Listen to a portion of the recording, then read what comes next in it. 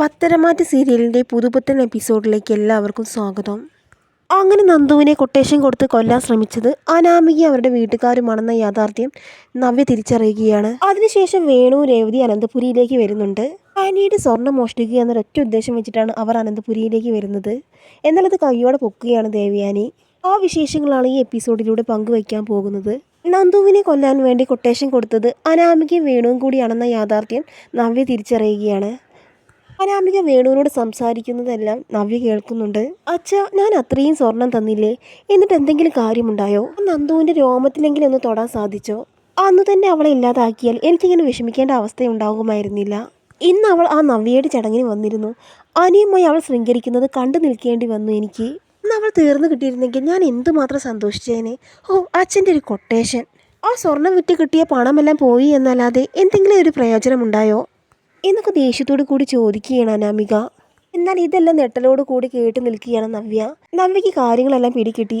നന്ദുവിനെ കൊല്ലാൻ ശ്രമിച്ചത് അനാമിക അവളുടെ വീട്ടുകാരുമാണെന്ന യാഥാർത്ഥ്യം നവ്യ തിരിച്ചറിഞ്ഞു. അങ്ങനെ നവ്യ ദേഷ്യത്തോടു കൂടി അനാമികയുടെ അടുത്ത് ചെന്ന് പറയുകയാണ്, എടി, എനിക്ക് എല്ലാ കാര്യങ്ങളും മനസ്സിലായി. എൻ്റെ നന്ദുവിനെ തട്ടിക്കൊണ്ടുപോയത് നീ നിൻ്റെ വീട്ടുകാരും ചേർന്നാണല്ലേ? അങ്ങനെ നവ്യ ദേഷ്യം സഹിക്കാനാകാതെ അനാമികയുടെ തലങ്ങും വിലങ്ങും അടിക്കുന്നുണ്ട്. അങ്ങനെ നവ്യ ഇക്കാര്യം നന്ദുവിനോട് പറയുന്നുണ്ട്. മോളെ, നീ സൂക്ഷിക്കണം. നിന്നെ അന്ന് തട്ടിക്കൊണ്ടുപോകാൻ ശ്രമിച്ചത് അനാമികയും അവളുടെ വീട്ടുകാരും ചേർന്നാണ്. അന്ന് നീ കഷ്ടിച്ച് രക്ഷപ്പെട്ടതല്ലേ? നീ രക്ഷപ്പെട്ടതിൽ അവർക്ക് അമർഷമുണ്ട്. ഇന്ന് ആ അനാമിക അവളുടെ അച്ഛനോട് സംസാരിക്കുന്നതെല്ലാം ഞാൻ കേട്ടതാണ്. ഇനിയും നിന്നെ കൊല്ലാൻ വേണ്ടി അവർ പ്ലാൻ ഇടുന്നുണ്ട്. അതുകൊണ്ട് മോളൊന്ന് സൂക്ഷിക്കണം എന്നൊക്കെ പറയുകയാണ് നവ്യ. അത് കേട്ട് നന്ദു പറയുകയാണ്, ശരിയാണോ ചേച്ചി? അവളാണോ കൊട്ടേഷൻ കൊടുത്തത്? അതേ മോളെ, അവളും അവളുടെ അച്ഛനും അമ്മയും ചേർന്നാണ് ഇതെല്ലാം ചെയ്തത്. ചേച്ചി, അവർക്കിട്ടൊരു പണി കൊടുത്തിട്ട് തന്നെ ബാക്കി കാര്യം. അത് കേട്ട് നവ്യ പറയുന്നുണ്ട്, നീ പണി കൊടുക്കാനൊന്നും അനന്തപുരിയിലേക്ക് വരേണ്ട. അവൾക്കിട്ട് ഞാൻ നല്ലോണം കൊടുത്തിട്ടുണ്ട്. ഇപ്പോൾ അവൾ എണീച്ച് നടക്കാൻ പോലും പറ്റാത്ത അവസ്ഥയിലാണ്. അത് കേട്ട് നന്ദു പറയുകയാണ്, അതൊന്നും പോരെ ചേച്ചി, ആ വേണുവിനും രേവതിക്ക് ഒരു പണി കൊടുക്കേണ്ടേ? അങ്ങനെ അനാമികയ്ക്ക് അവളുടെ വീട്ടുകാർക്കും പണി കൊടുക്കാൻ വേണ്ടി നന്ദു അവളുടെ ഫ്രണ്ട്സിനെ വിളിക്കുന്നുണ്ട്. നിങ്ങളൊന്ന് ഇങ്ങോട്ട് വരണം, ഞങ്ങൾക്ക് അത്യാവശ്യമായി രാത്രി ചെറിയൊരു പണിയുണ്ട്. 2-3 പേർക്കിട്ട് 2 തല്ല് കൊടുക്കാനാണ് എന്നൊക്കെ പറയുകയാണ് നന്ദു. അങ്ങനെ ഫ്രണ്ട്സ് ചോദിക്കുന്നുണ്ട്, എന്താടി, എന്താ കാര്യം? എന്നെ തട്ടിക്കൊണ്ടു പോവുകയും കൊല്ലാൻ ശ്രമിക്കുകയും ചെയ്ത് സുഖമായി ഉറങ്ങുന്നവരുണ്ട്. അവർക്കിട്ടൊരു പണി കൊടുക്കേണ്ടേ? അവരുടെ തല തല്ലി പൊളിക്കണം എന്നൊക്കെ പറയുകയാണ് നന്ദു. അങ്ങനെ 2-3 ബൈക്കൊക്കെ ആയിട്ട് നന്ദുവും ഫ്രണ്ട്സും വേണുവിൻ്റെ വീട്ടിലേക്ക് വരികയാണ്. അങ്ങനെ ചെന്ന് കോളിംഗ് ബെൽ അടിക്കുമ്പോൾ ഹെൽമെറ്റ് ധരിച്ച് 2-3 പേര് അകത്തേക്ക് കയറുകയാണ്. അങ്ങനെ നന്ദുവും ഫ്രണ്ട്സും വേണുവിന് രേവതിക്ക് നല്ലോണം പൊട്ടിക്കുന്നുണ്ട്. നന്ദുവും ഫ്രണ്ട്സും ഹെൽമെറ്റ് ധരിച്ചിരുന്നു. അതുകൊണ്ട് തന്നെ അവരെന്താണ് ആരാണ് ഒന്നും വേണുവിനും രേവതിക്കും തിരിച്ചറിയുന്നില്ല. അങ്ങനെ അയ്യോ ഒന്നും ചെയ്യല്ലേ എന്ന് പറഞ്ഞുകൊണ്ട് വേണുവും രേവതിയും കരയുകയാണ്. അങ്ങനെ വേണുവും രേവതി അവശയാകുന്ന അവസ്ഥയിലാവുകയാണ്. അങ്ങനെ നന്ദുവും ഫ്രണ്ട്സും പെട്ടെന്ന് തന്നെ അവിടെ നിന്ന് പോവുകയാണ്. ആ സമയം രേവതി കരഞ്ഞുകൊണ്ട് പറയുന്നുണ്ട്, വേണുവേട്ടാ, എൻ്റെ ദേഹമാകെ വേദനിച്ചിട്ട് വയ്യ, എനിക്ക് എഴുന്നേൽക്കാൻ വയ്യ എന്ന് പറഞ്ഞുകൊണ്ട് കരയുകയാണ്. ആ സമയം വേണുവും പറയുന്നുണ്ട്, എൻ്റെ തലയാണ് അവർ തല്ലി പൊളിച്ചത്, ആരായിരിക്കും ഇങ്ങനെ ചെയ്തത് എന്നൊക്കെ പറയുകയാണ്. അത് കേട്ട് രേവതി പറയുകയാണ്, നിങ്ങൾ ഒരുപാട് പേർക്ക് കൊട്ടേഷൻ കൊടുത്ത് തല്ല് കൊടുത്തിട്ടില്ലേ? അവരാരെങ്കിലും തിരിച്ചു തന്നതായിരിക്കും.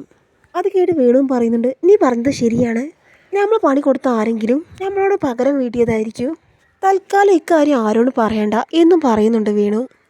അതിനുശേഷം അനാമികയെ വിളിച്ച് കാര്യങ്ങളെല്ലാം പറയുന്നുണ്ട് രേവതി. അയ്യോ മോളെ, നമുക്ക് കിട്ടി നല്ലൊരു പണി കിട്ടി. ഇന്നലെ രാത്രി എന്നെയും നിൻ്റെ അച്ഛനെയും 2-3 പേർ ചേർന്ന് തല്ലി ചതച്ചു. അതമ്മേ, ആ നന്ദുവും കൂട്ടുകാരും ചേർന്നായിരിക്കും ചെയ്തത്.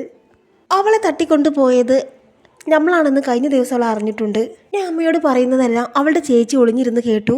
അതുമാത്രമല്ല, ആ നവ്യ എന്നെ നല്ലോണം പെരുമാറുകയും ചെയ്തു. പക്ഷെ ഞാനൊന്നും മിണ്ടിയില്ല. മിണ്ടിക്കഴിഞ്ഞാൽ അനന്തപുരിയിൽ നിന്ന് ഇറങ്ങേണ്ടി വരും. അങ്ങനെയൊക്കെ സംഭവിച്ച മോളെ? അതെ അച്ഛാ. എന്തായാലും അവളും അവളുടെ കൂട്ടുകാരും ചേർന്നാണ് അച്ഛനെയും അമ്മയും അത്തോതിൽ അടിച്ചത്. സാരമില്ല, ഇക്കാര്യം എന്തായാലും ആരോടും പറയണ്ട എന്നൊക്കെ പറയുകയാണ് അനാമിക. അത് കേട്ട് വേണു പറയുന്നുണ്ട്, ഇക്കാര്യം ഞാൻ ആരോടും പറയുന്നില്ല, പറഞ്ഞാൽ നമുക്ക് തന്നെയാണ് പണി കിട്ടുന്നത്. ഞാൻ ആദ്യം കരുതിയത് ഞാൻ പണം കൊടുക്കാനുള്ള ആരെങ്കിലും വന്ന് എന്നെ തല്ലിയതാണെന്നാണ്. ഉപേന്ദ്രനോ മറ്റാരെങ്കിലും വന്ന് തല്ലിയതായിരിക്കുമെന്ന്. എൻ്റെ മോളെ, ഇതിനേക്കാൾ വലിയ അടി ഇവിടെ ഉണ്ടാകും. എനിക്ക് പിടിച്ചു നിൽക്കാൻ പറ്റുമെന്ന് തോന്നുന്നില്ല. കടക്കാരെ കൊണ്ട് പൊറുതി മുട്ടിയിരിക്കുകയാണ്. നിൻ്റെ അച്ഛനെ അമ്മയെ ആരെങ്കിലും വന്ന് വെട്ടിക്കൊല്ലുമോ എന്ന് പറയാൻ പറ്റില്ല. എന്തായാലും പണം കൊടുക്കാനുള്ളത് കൊണ്ട് തന്നെ ആരും പെട്ടെന്നൊന്നും കൊല്ലാൻ നോക്കില്ല. എന്തായാലും മോളെ, എവിടെ നിന്നെങ്കിലും കുറച്ച് പണം സംഘടിപ്പിക്കണം.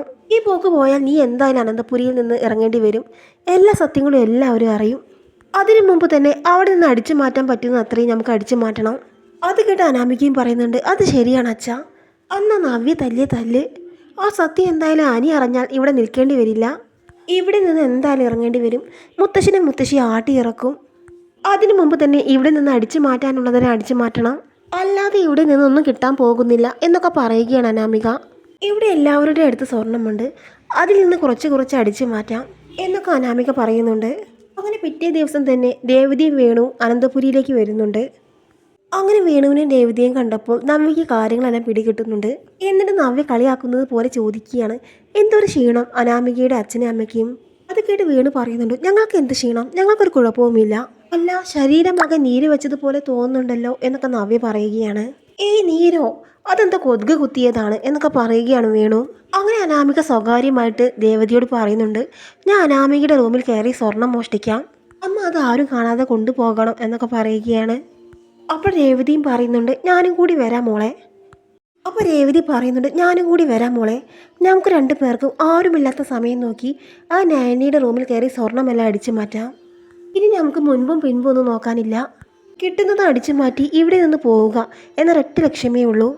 ഇനി ഇവിടെ പിടിച്ചു നിൽക്കാൻ കഴിയുമെന്ന് തോന്നുന്നില്ല. പാതി വിഷം കലർത്തിയ വിവരം ഇവറ്റകൾ അറിഞ്ഞാൽ പിന്നെ തീർന്നു. നമ്മൾ കിടക്കുന്നത് ജയിലിലായിരിക്കും എന്നൊക്കെ പറയുകയാണ് രേവതി. അങ്ങനെ രേവതി അനാമികയും നയനിയുടെ റൂമിലേക്ക് പോവുകയാണ്.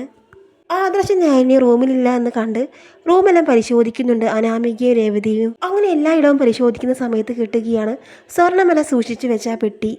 മുത്തശ്ശനും മുത്തശ്ശിയും നയനിക്ക് കൊടുത്ത ആ പെട്ടി. അങ്ങനെ അനാമിക ആ പെട്ടി കാണുമ്പോഴേക്കും അതിലുള്ള സ്വർണ്ണമെല്ലാം എടുക്കുന്നുണ്ട്. ഇതെല്ലാം ദേവ്യാനി ഒളിഞ്ഞിരുന്ന് കാണുന്നുണ്ട്. ഈ അനാമിക എന്താ നയനിയുടെ റൂമിലേക്ക് അവളുടെ അച്ഛനെയും അമ്മയും കൂട്ടിപ്പോയത്? നയനി ആദർശം റൂമിലില്ല. അവർ റൂമിലില്ലാത്ത സമയത്ത് എന്തിനാണ് അനാമികയും രേവതി ആ റൂമിലേക്ക് പോയത്? ഇവൾ ജയേട്ടനൊക്കെ പറഞ്ഞതുപോലെ തന്നെ മഹാകള്ളിയാണോ? എന്തായാലും ഒന്ന് കണ്ടുപിടിക്കണം എന്ന് പറഞ്ഞുകൊണ്ട് ദേവ്യാനിയും പിറകെ തന്നെ പോകുന്നുണ്ട്. അങ്ങനെ ദേവ്യാനി റൂമിൻ്റെ പുറത്ത് നിന്ന് ഒളിഞ്ഞു നോക്കുന്നുണ്ട്. ആ സമയം രേവതി അനാമികയും എന്തൊക്കെ തിരയുന്നതാണ് ദേവ്യാനി കാണുന്നത്. അങ്ങനെ അനാമികയുടെ കയ്യിലെ പെട്ടി കിട്ടുകയാണ്. അങ്ങനെ അനാമിക രേവതിയോട് പറയുന്നുണ്ട്, ഈ സ്വർണ്ണമെല്ലാം നമുക്ക് ഇവിടെ നിന്ന് കൊണ്ടുപോകണം. ഈ തൽക്കാലം നമുക്ക് അടിച്ചു മാറ്റാം. നമ്മളത് അടിച്ചു മാറ്റുന്ന വിവരം ഒരു കുഞ്ഞു പോലും അറിയരുത്. ഈ സ്വർണ്ണ മോഷണം പോയത് നയനിയുടെ തലയിൽ തന്നെ നമുക്ക് വെച്ച് കൊടുക്കണം. അങ്ങനെ സത്യങ്ങളെല്ലാം നെട്ടലോട് കൂടി അറിയിക്കുകയാണ് ദേവ്യാനി. ദേവ്യാനി ഉടനെ തന്നെ പറയുന്നുണ്ട്, അമ്പടി കള്ളി, നയനിയുടെ സ്വർണ്ണമെല്ലാം എടുത്തു കൊണ്ടുപോകാനുള്ള പദ്ധതിയാണ്. എല്ലാവരും പറഞ്ഞതുപോലെ തന്നെ അനാമിക ഒരു പെരും കള്ളിയാണ്. ഇതിപ്പോൾ തന്നെ പൊളിച്ചടിക്കാൻ ശരിയാകില്ല, കുറച്ചും കൂടി ആളൊന്ന് കളിക്കട്ടെ, എത്രത്തോളം പോകുമെന്ന് നോക്കാം എന്നൊക്കെ തീരുമാനിക്കുകയാണ് ദേവ്യാനി.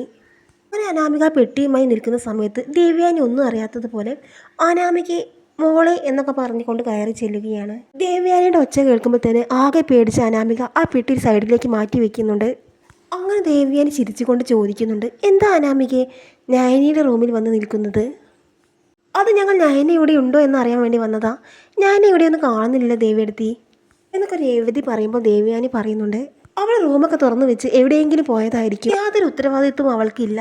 ഇനി എന്നായിരിക്കും അതൊക്കെ ഒന്ന് ശരിയാകുന്നത്? ആ അനാമിക രേവതി ഒന്ന് ഇറങ്ങിക്കേ, ആ വാതിൽ നടക്കട്ടെ. ഇവിടെ നിന്ന് എന്തെങ്കിലും നഷ്ടമായാൽ അത് ഞാൻ എടുത്തതാണെന്ന് അവൾ പറയും. ഒന്ന് വേഗം ഇറങ്ങിക്കേ എന്ന് പറഞ്ഞുകൊണ്ട് രണ്ടിനെയും പുറത്താക്കി വാതിലടക്കിയാണ് ദേവ്യാനി.